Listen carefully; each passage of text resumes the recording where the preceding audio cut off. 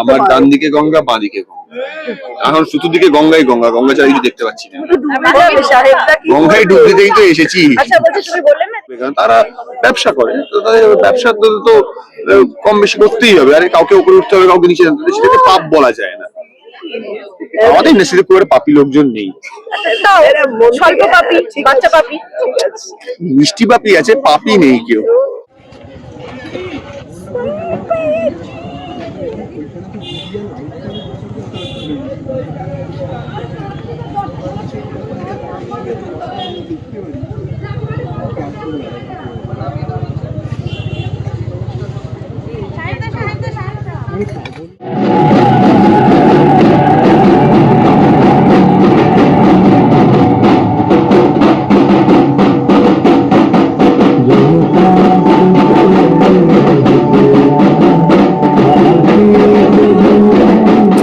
গঙ্গাকে নিয়ে গঙ্গা আরতি। হ্যাঁ, একটু বলো। আমাদের নতুন শো শুরু হয়েছে, সবে দুদিন টেলিকাস্ট হয়েছে এবং দুদিনে খুবই ভালো রেসপন্স। এবং গঙ্গার সঙ্গে তো আমাদের মানে গঙ্গা নদীর সঙ্গে তো আমাদের শো এর বিশাল মিল রয়েছে, যেখানে যেমন গঙ্গা যেমন প্রাণের উৎপত্তি স্থল, হ্যাঁ, প্রাণ দেয় মানুষকে নদী। আবার গঙ্গাতে সব পাপ ধুয়ে মুছে সাফও হয়ে যায়, মানে সব ভাইরাস ধুয়ে মুছে সাফ হয়ে যায়। তো সেরকমই গঙ্গার মানে আমাদের গঙ্গার জার্নিটা অনেকটা ওই রকমই।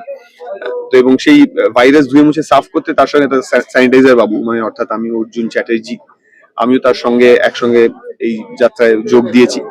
সেই জন্যই গঙ্গায় আসা, এবং যে কোনো ভালো কিছু বা শুভ সূচনার জন্য একটা গ্রেটার পাওয়ার, সেটা ভগবান হতে পারে, ইউনিভার্স হতে পারে, তার কাছে আমরা সবসময় প্রার্থনা করি যে যাতে সেই জার্নিটা খুব সুন্দর হয়। হ্যাঁ, আমরা যে পরিশ্রমটা করছি তাতে সুফল পাই আমরা, এই কামনা নিয়ে আজকে সন্ধ্যা আরতি করতে এসেছিলাম আমরা গঙ্গার ধারে।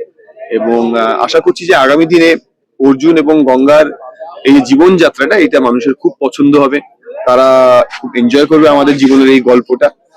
প্রথম দুটো এপিসোডের রেসপন্স খুবই ভালো, সুতরাং আগামী দিনে মানুষ আরো মুখিয়ে থাকবে যাতে আরো ভালো গল্প, আরো ভালো মানে অভিনয় আমাদের থেকে তারা এক্সপেক্ট করবে। কতদিন পর এরকম সন্ধ্যারতি দেখলে এবং সেটা কেমন ছিল এই অভিজ্ঞতাটা? কার প্রশ্নটা? দুজনের। আমি অনেকবার দেখেছি। কোথায়?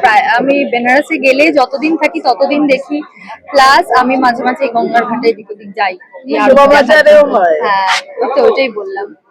একদম। আচ্ছা, আমরা অবশ্য শোভাবাজারে যখন যাই তখন আরতির কোনো ব্যাপার নেই। শোভাবাজারে যাই না, বাগবাজারে আমরা বাগবাজার ঘাটে যাই তখন, বাগবাজার ঘাটে যখন যাই তখন মধ্যরাত। হ্যাঁ, ও মধ্যে এটা আলাদাই এক্সপেরিয়েন্স। কিন্তু একটা কথা বলো, যে এই যে গঙ্গা পাশে থাকতে এই গঙ্গার কেন, এই গঙ্গার আরতি করলে আমার ডান দিকে গঙ্গা, বাঁ দিকে গঙ্গা। এখন চতুর্দিকে গঙ্গাই গঙ্গা, গঙ্গা ছাড়া কিছু দেখতে পাচ্ছি না।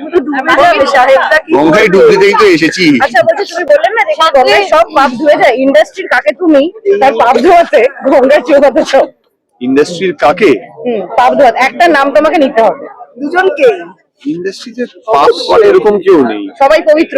ধোয়া তুলসী পাতা, তুলসী পাতা কেন পাপ করবে? কারণ তারা ব্যবসা করে, তো তাদের ব্যবসা তো কম বেশি করতেই হবে। আরে কাউকে উপরে উঠতে হবে, কাউকে নিচে নামতে হবে, সেটাকে পাপ বলা যায় না। আমাদের ইন্ডাস্ট্রিতে খুব একটা পাপী লোকজন নেই। স্বল্প পাপী, বাচ্চা পাপী, মিষ্টি পাপী আছে, পাপী নেই কেউ। আর তুমি? আমি আমার কাউকে ধোয়া নেই, ধোয়ার হলে নিজেকেই ধোবো। যদি কোনো অন্যায় করে থাকি ভগবানের কাছে ক্ষমা চেয়ে নেবো, নিজে ডুবে ওইটুকুনি পাপ শুদ্ধ করে দেবো। ঠিক আছে, থ্যাংক ইউ। গঙ্গা আরতি করার সময় কিছু প্রে করছিলে? সরি কিছু প্রে করছিলে গঙ্গা আরতি করার সময়? হ্যাঁ, আমি তো করেছি। একটু বলো। 9 টিআরপি। আমি 9 টিআরপি প্রে করেছি। না, আমি কখনোই কিছু প্রে করি না, কখনোই না। কিচ্ছু চাই না, সত্যি? কিচ্ছু চাই না। বাড়িতে ওটাই, সবার মঙ্গল করুন, আমি এটাই বলি। আজ টিআরপি ছাড়া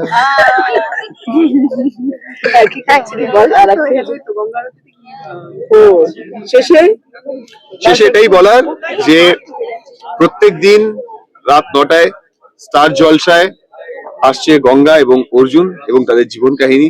আশা করি আপনাদের খুব ভালো লাগবে। ঠিক 9টার সময় স্টার জলসায় দেখতে পাবেন গঙ্গা আর অর্জুনকে। চোখ রাখুন। Thank you.